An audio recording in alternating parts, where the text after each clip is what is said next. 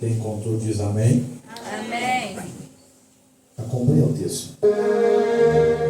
Naquela mesma ocasião, o rei Herodes mandou prender alguns que pertenciam à igreja, com o objetivo de maltratá-los, e matou a Tiago, irmão de João, por execução ao fio da espada.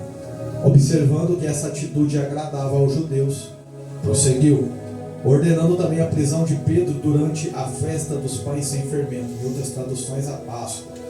Tendo prendido, mandou que fosse jogado ao cárcere e determinou que fosse vigiado por 4 escoltas com 4 soldados cada uma.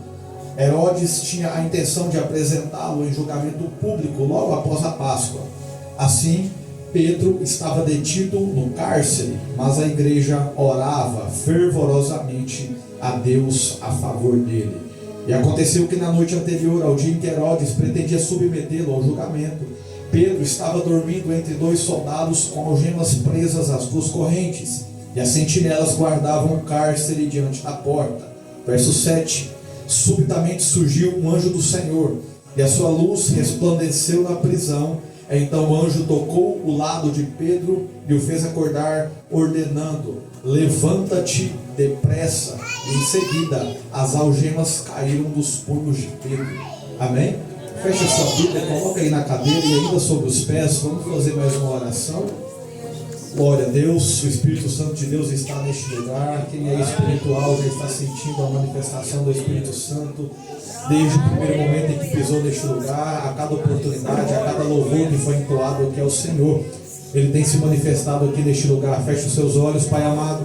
Aqui estamos, Senhor, te agradecendo por mais esta oportunidade, pela vida de cada um aqui presente, Pai, por essa palavra que será ministrada a partir de agora, Senhor Jesus. Nós cremos, Pai, que o Teu Santo Espírito está neste lugar. Nós podemos sentir a Sua presença, nós podemos ver o Teu mover. Este mesmo Espírito, Pai, que trabalha em unidade e concordância com Cristo Jesus, que nesse momento está à destra do trono de Deus Pai, trabalhando em unidade e concordância com o próprio Pai, que nesse momento está sentado sobre o mais alto e sublime trono. Então aquele que está entronizado dentre os querubins, vestido de majestade, honra, glória, poder, a qual tem os serafins em torno do seu trono, que com 6 asas 2 voam, 2 cobrem os seus pés e 2 cobrem a face, e clamam uns aos outros sem cessar: Santo, Santo, Santo é o Senhor dos exércitos. E toda a terra e toda essa igreja está cheia da sua poderosa e manifesta glória. Você pode sentar glorificando o nome de Jesus. Glória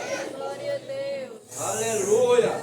Meus irmãos, repete comigo assim, mas com autoridade. Fala assim: toda libertação de Deus Toda libertação de Deus não acontece de fora para dentro, não acontece de fora para dentro, mas de dentro para fora. mas de dentro para fora. Redobre a sua atenção a partir de agora. Meus irmãos, o texto que nós lemos, ele trata de um momento em que a igreja estava sendo perseguida de uma forma muito ferrenha. Naquela época, o rei Herodes havia acabado de matar Tiago ao fio da espada, e neste texto nós vimos que ele manda prender Pedro, e ele só não executa Pedro de imediato porque era Páscoa.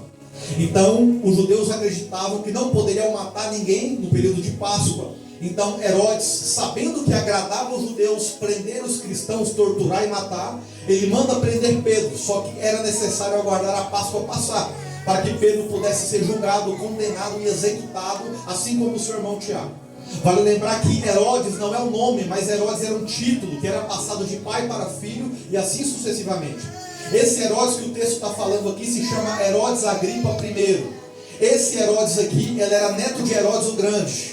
Quem foi Herodes o Grande? Herodes o Grande foi aquele autor da chacina, mandando matar todas as crianças até 2 anos de idade, a fim de matar a Cristo também. Herodes o Grande tinha um irmão chamado Herodes Antipas, ou tetrarca. Foi ele que esteve no julgamento de João Batista e o mesmo foi decapitado. Esse Herodes aqui era pai de Herodes Agripa II, e ele esteve no julgamento do apóstolo Paulo, onde o mesmo também foi decapitado. Agora esse Herodes aqui, ele manda matar Tiago, e a Bíblia faz questão, pastor, de descrever o método de morte: ao fio da espada. Porque havia 4 formas de morrer naquela época. Alguém poderia ser morto por crucificação, alguém poderia ser morto enforcado, alguém poderia ser morto sendo lançado na fogueira, ou alguém morria ao fio da espada. E morrer ao fio da espada envolvia decapitação. E só era decapitado quem era acusado de ser enganador de povos. Alguém pode olhar para esse texto, pastor, e talvez questionar a Deus por alguns acontecimentos, como por exemplo, o porquê que Deus permitiu que Tiago morresse, e porquê que Deus permitiu que neste momento Pedro fosse livre da terceira prisão.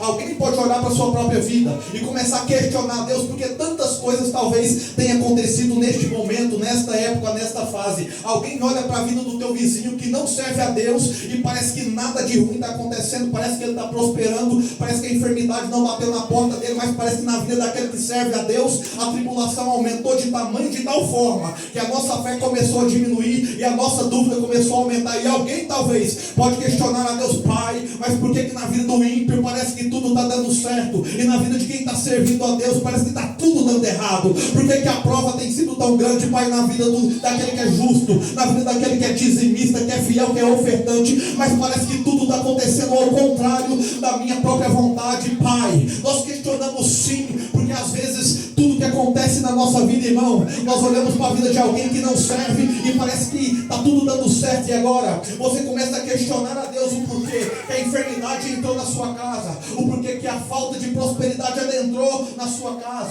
o porquê que tantas coisas começaram a acontecer e nós questionamos a Deus. Agora observa por quê.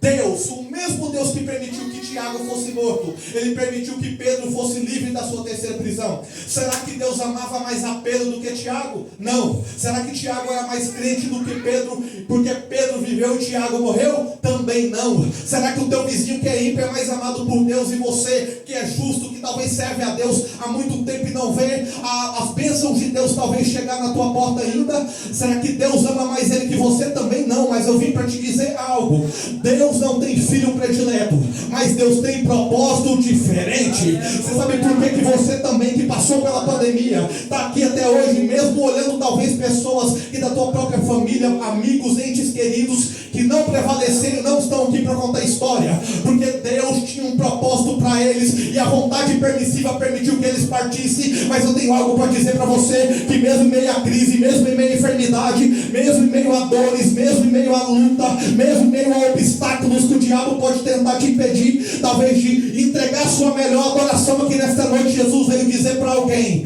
ele não tem filho predileto, mas ele tem propósito diferente. Alguém talvez não está aqui para contar história, já está em outro plano, mas você está aqui, sabe por quê? O propósito de Deus para a tua vida não acabou. Deus ainda tem mais para a tua história. Ele tirou você da tua casa, te trouxe até aqui nesta noite para despertar você que a vida não está tão boa, que os obstáculos estão grandes, que a dificuldade está crescendo, mas você prevalece vivo, porque ele tem um chamado, ele tem um propósito, ele tem algo diferente para a tua vida e para a tua história. Porque enquanto o diabo que está do lado de fora olhava para você e queria ver a tua morte, já tinha cavado a tua cova, Jesus que te tirou de lá de dentro e disse: a tua vida não será ceifada, a tua casa não será destruída, o teu casamento não será destruído, porque o mesmo Deus que fala com você nesta noite, ele também canta para você nesta noite o Salmo 46: o Senhor é o nosso refúgio e fortaleza, socorro bem presente no momento da angústia, pelo que não temeremos, ainda que a terra se mude, ou ainda que os montes se transportem para o meio dos mares. Não tem problema, porque há um rio cujas correntes se alegram na cidade de Deus, santuário e habitação do Altíssimo. Deus está no meio dela, não será abalada. Deus ajudará. A romper da manhã, as nações se embraveceram, os reinos se moveram, mas quando Deus levantou a sua voz, a terra se estremeceu. O Senhor dos exércitos está conosco, o Deus de Jacó é o nosso refúgio. Vinde, contemplai as obras do Senhor, que assolações tem feito na terra. Ele faz cessar as guerras até os confins da terra, e se o inimigo vier armado, descansa. Ele corta o arco, quebra a lança, queima carros a fogo. Aquietai-vos, entendeis que eu sou Deus. Serei exaltado entre as nações, serei exaltado sobre a terra. O Senhor dos exércitos está conosco, o Deus de Jacó é o seu refúgio. Pedro agora está preso, e algumas traduções da Bíblia vai dizer que Pedro está guardado. E existe diferença entre pastor estar preso e estar guardado.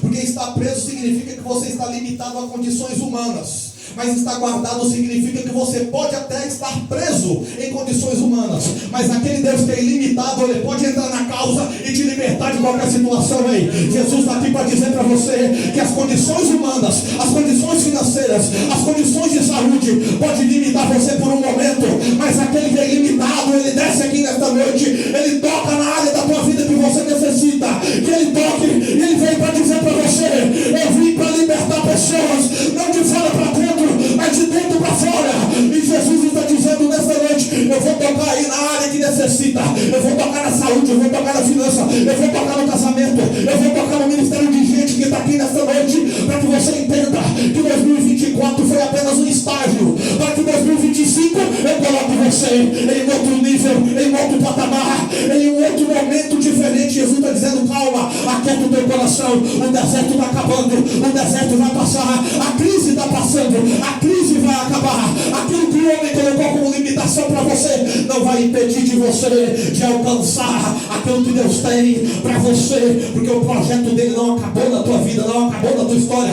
Levanta a mão quem acredita nessa palavra. Eu vou liberar uma palavra profética para você nesta noite. A crise não parou em você em 2024, não é ela que vai impedir o teu 2025 de continuar e ser bênção de Deus. A enfermidade pode ter tentado para você em 2024, mas não vai parar. 2025 está chegando. Jesus está dizendo: um outro nível eu vou te colocar, mas é necessário agora entender que é necessário passar pelo processo, é necessário passar pela dor, é necessário passar pela luta, e depois da luta vem a aprovação, depois da prova vem a aprovação. Até Jesus passou por um deserto, irmão. Jesus passou por 40 dias, pastor, em um deserto, e a Bíblia vai dizer que no último dia ele teve fome. A Bíblia não diz, pastor, que Jesus teve fome em 40 dias. A Bíblia diz que ele foi tentado pelo diabo e no último dia ele teve fome. Já viu o que você está dizendo? Estamos dizendo que nem Jesus foi privado do deserto. Ele foi guiado até pelo Espírito Santo até o deserto. Talvez o deserto que você passa hoje, irmão, talvez nem obra do diabo é. Talvez é Deus que colocou você lá e falou assim: agora é a hora de provar. Porque depois da aprovação tem a aprovação. Jesus foi colocado no deserto, sentiu fome no último dia, porque Deus olhou e falou assim: eu não vou te livrar do deserto, mas eu vou te livrar de dores maiores durante o processo do deserto. É por isso que o deserto não te mata, é por isso que o deserto não te derruba. Você acha que vai cair, acha que não vai dar conta, mas o deserto está passando. Jesus está dizendo: o meu deserto teve dia para acabar, teve hora para acabar, o teu deserto já começou, mas hoje ele vai cessar. Pedro estava guardado, porque estar guardado é diferente de estar preso. Talvez você não está preso em nenhum obstáculo, em nenhuma ação do inimigo. Talvez você está guardado por Deus em uma situação, em um deserto, a qual Ele está te ensinando a subir o nível. Deixa eu te dizer algo aqui nesta noite. Pedro estava guardado e Pedro estava dormindo. Em outro momento Jesus vai mandar Pedro orar e Pedro vai fazer o quê? Dormir. Só que nesse momento Pedro desobedece. Só que no momento do texto Pedro não dorme, pastor, por desobediência. Pedro dorme porque ele está descansando no Senhor. Não tinha mais o que ele fazer. Ele já estava cansado, abatido, e ele sabia que a igreja estava orando. Então aquele que descansa no Senhor, ele pode estar preso em qualquer lugar. Ele pode estar preso por amarras do diabo, que talvez tenta, travar a tua mente aí e colocar na tua mente que você é incapaz de conseguir, que você é incapaz de prosperar, que você é incapaz de crescer, que a enfermidade talvez vai perdurar até 2025. Mas Jesus está dizendo: eu vim aqui nesta noite para dizer para alguém que nesta noite você vai ser liberto pelo poder e autoridade do nome de Jesus. Pedro está guardado. Você não está preso, irmão, você está guardado por Deus. A situação que você se encontra hoje não é prisão do diabo, é Deus te guardando. Ele não vai privar você do deserto, mas durante o deserto Ele vai te livrar de dores maiores no deserto. Porque o deserto para alguém significa morte, mas o deserto para você significa vida. Sabe por quê? Porque o deserto de Jesus começou e acabou, e no final os anjos serviram um banquete para Ele. Jesus está dizendo: aguenta firme, irmão, aguenta firme, irmão. Nem que eu tenho que mandar anjo descer e servir um banquete para você, Satanás não vai vencer na tua vida. Glória a Deus. Pedro estava guardado. Ele não estava preso. Estava guardado. Pedro dormia e a igreja fazia o quê? Orava. Eu acho interessante, pastor, que a Bíblia vai dizer que a igreja orava. Só que a igreja não orava na igreja. A igreja orava na casa de Maria. Porque orar não é só na igreja. A igreja, o templo, a Bíblia vai dizer, Deus não habita em templo construído por mãos humanas. Aí alguém vai dizer, eu sou a igreja. Não, eu não sou a igreja. Nós somos a igreja. Então a igreja, o conjunto de membros não estava no templo, mas estava na casa de Maria. E a igreja orava. Porque tem gente, pastor, que talvez só ora na igreja. Quando sai do portão para fora da igreja não ora, não tem mais relacionamento com Deus. Deus parece que conhece ele só aqui, lá de fora parece que não tem intimidade. Por quê? Porque ele só ora na igreja. Agora Jesus está dizendo, a hora de orar, meu irmão, não é só na igreja. Ora no teu trabalho, ora na tua casa, ora dentro do teu carro, ora onde você estiver, ora de joelho, ora em pé, ora e de qualquer forma, irmão, tenha relacionamento com Deus. Jesus está dizendo, eu ensinei os meus servos a orar. Jesus certa vez reuniu os seus discípulos e os discípulos perguntaram, Pai, como é que devemos orar? Aí ele ensina a orar e ele fala assim, Pai nosso que estais nos céus, santificado seja o vosso nome, venha a nós o vosso reino, seja feita a vossa vontade, assim na terra como no céu. O pão nosso de cada dia. Ele fala primeiro do Pai ou ele fala primeiro do pão? Do Pai. Ele fala primeiro do Pai. Ele não fala pão nosso que está no céu. Ele fala Pai nosso que está no céu. Porque é possível nós olharmos para a vida de alguém que não serve a Deus e ele tem o pão. Só que é possível, pastor, alguém ter o pão e não ter o Pai. Só que é impossível quem tem o Pai mendigar. É por isso que Deus está dizendo, é só uma fase. O deserto tem dia e tem hora para acabar.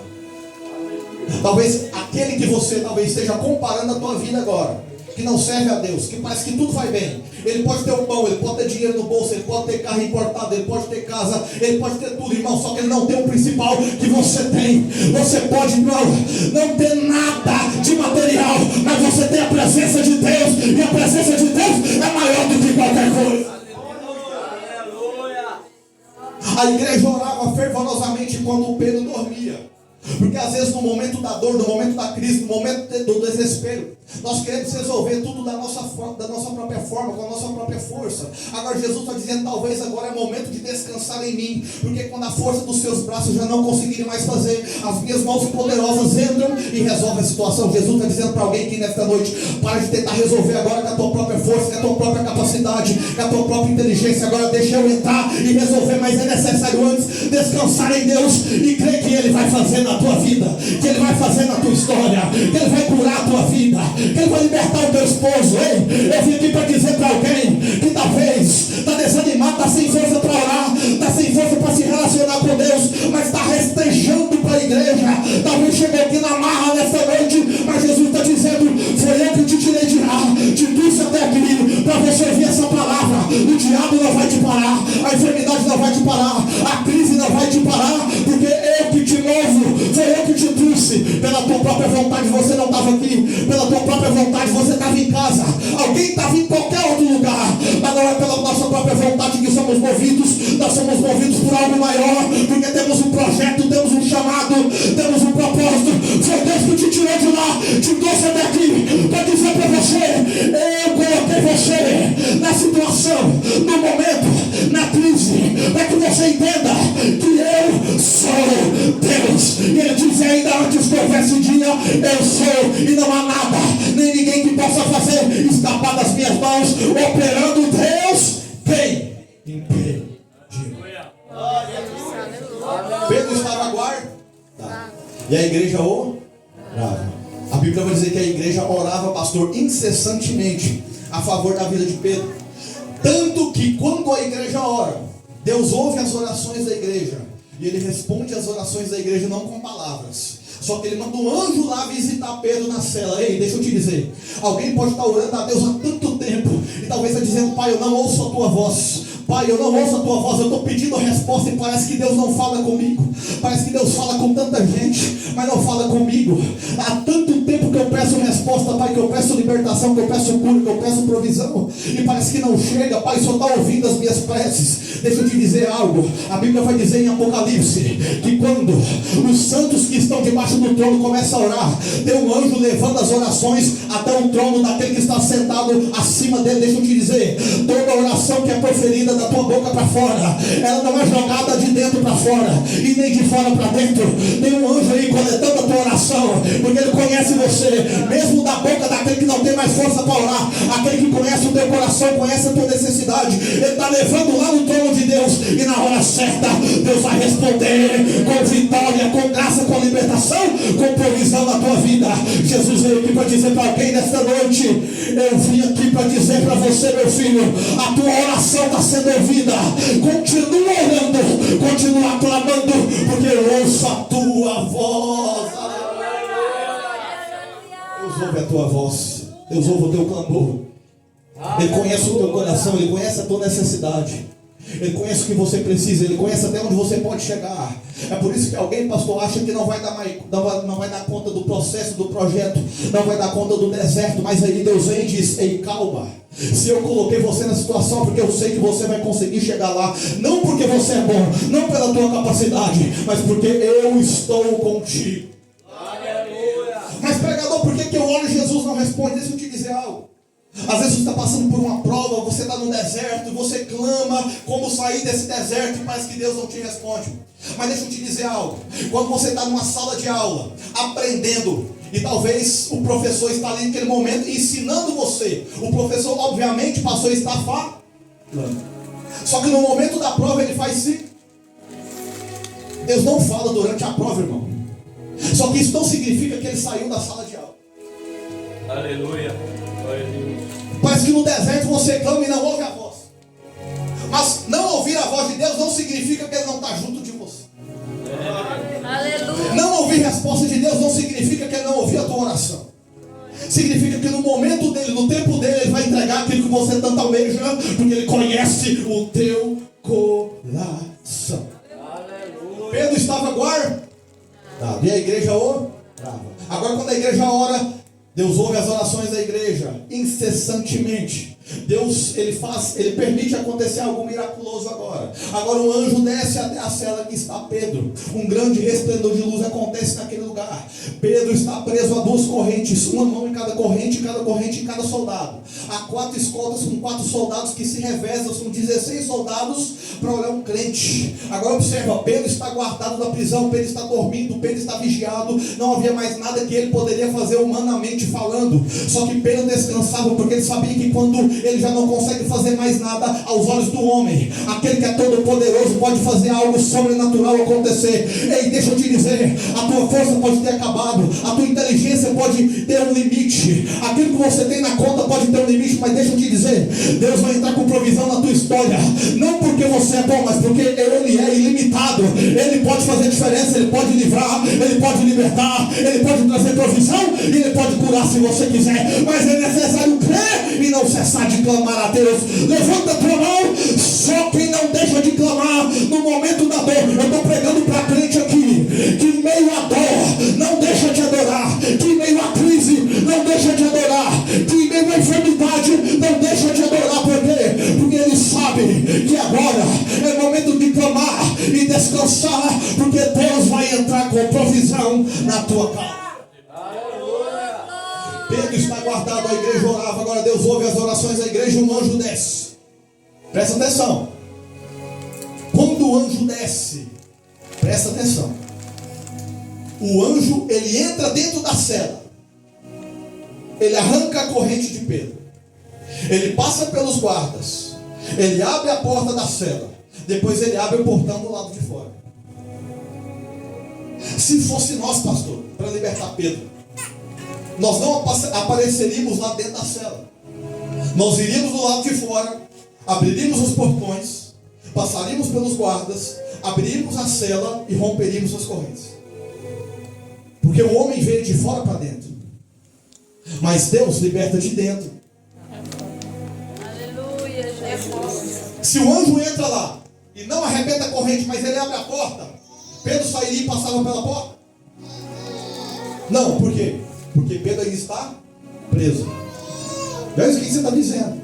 Eu estou dizendo que talvez Deus pode até abrir a porta, irmão, mas se você não libertar de corrente que te prende, se você não te libertar de pessoas que te prendem, te impede de dar um passo adiante, porque tem gente, pastor, que talvez tenha cercado de pessoas que funcionam como âncora, ele puxa só para baixo, ele desmotiva de vir para a igreja, desmotiva de orar, desmotiva de falar de Deus.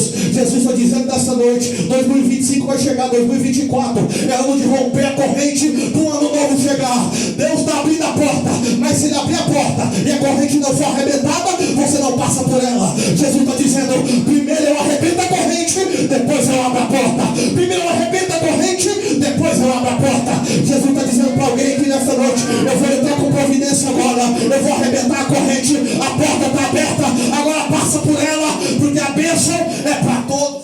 Aleluia, Deus. O anjo rompe a corrente, Aleluia. abre a cela, passa pelo guarda, abre a porta do lado de fora. Primeiro ele rompe a... Eu não sei qual é a corrente que prende você e talvez está impedindo você de enxergar ou de receber o sobrenatural de Deus. Talvez Deus está dizendo para alguém aqui, rompa a corrente com pessoas. Rompa a corrente de lugares que você tem ido.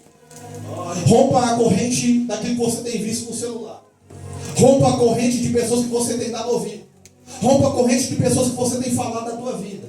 Rompa a corrente, mas talvez você tenha que romper até de serviço, de trabalho, entregar na mão de Deus. Tem coisas que precisam ser seladas, rompidas, cortadas, desamarradas, para você conseguir passar pela porta que Deus abriu. Deixa eu te dizer algo, a porta está aberta para todos. João, quando é arrebatado aos céus, pastor, em Apocalipse capítulo 4, ele vai olhar para o alto e vai dizer, eis que vi uma porta aberta do céu. E aí João estava onde? No céu, mas ele vê uma porta aberta no céu, e ele ouve uma voz sair da porta e dizer assim, João, sobe para cá, e eu te mostrarei as coisas que depois dessas vão te ocorrer. Jailson, mas João já estava no céu. Por que Jesus pede para ele subir ainda? Porque é possível, pastor, eu estar em um ambiente santo, é possível estar em um ambiente celestial e Deus me cobrar ainda mais. Jesus está aqui para dizer para alguém, você pode estar na igreja, mas talvez a adoração está pequena ainda. Eleva mais o nível da adoração, que portas serão abertas, milagres serão entregues e bênçãos serão derramadas na tua vida. Ei, Jesus está dizendo, eu estou à procura daqueles que adoram em espírito e em verdade. Deixa eu te dizer algo. Jesus não levanta, irmão, adorador. Aleluia. Deus não levanta adorador. Deus, ele entrega chamada. Ele levanta pregador, ele levanta cantor, ele levanta tocador, ele levanta pregador da palavra, ele levanta liderança, ele levanta pastor. Só que a Bíblia não diz que ele levanta adorador. A Bíblia diz que ele procura. Aí Deus desce nesta igreja nessa noite. Ele está dizendo, eu entreguei a chamada de pastorear, eu entreguei a chamada de cantar, eu entreguei a chamada de liderar, eu entreguei a chamada de pregar. Mas deixa eu te dizer, antes de eu entregar a chamada, eu não entrego chamada para qualquer um. Porque antes de ser cantor, antes de ser pregador, antes disso tudo, ele tem que ser um verdadeiro adorador, que adora em espírito e em verdade. Jesus está dizendo, se há alguém que adora em espírito e em verdade, também há alguém que não adora em espírito, mas adora na carne. Talvez pode ter alguém que não adora em verdade, adora na mentira. Mas deixa eu te dizer algo, Jesus está à procura dos verdadeiros. Adorar.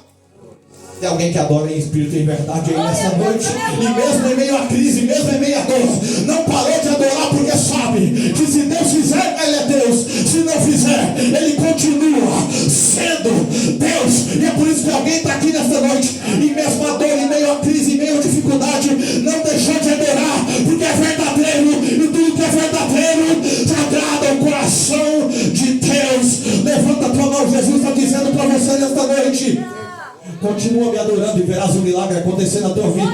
Continua me adorando e verás portas abertas e correntes sendo rompidas. Continua me adorando e nem que seja necessário eu envio um anjo lá. Eu toco, eu faço, eu mexo, eu faço um rebuliço, mas a tua vida será transformada, será mudada. Você vai sair dessa crise, você vai sair dessa fase, a corrente vai arrebentar, o anjo vai entrar e a provisão de Deus vai ser concluída na tua história, na vida daquele que adora.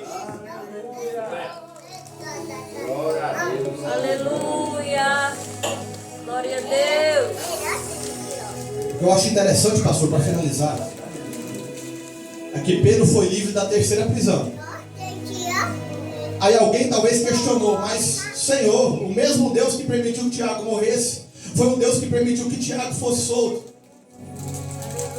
Aí lá na frente Pedro vai ser preso de novo. Só que agora a provisão de Deus não vai chegar. Tinha chegado a hora de Pedro. Aí prendem Pedro. Ele poderia morrer ao fio da espada, assim como morreu Tiago. Ele poderia morrer sendo lançado na fogueira. Ele poderia morrer de qualquer outra forma. Mas falaram assim: você vai morrer igual ele. Você vai morrer crucificado. Aí ele virou e falou assim: não, eu posso até morrer crucificado, mas não me crucifica de cabeça para cima. Eu não sou digno. Me crucifica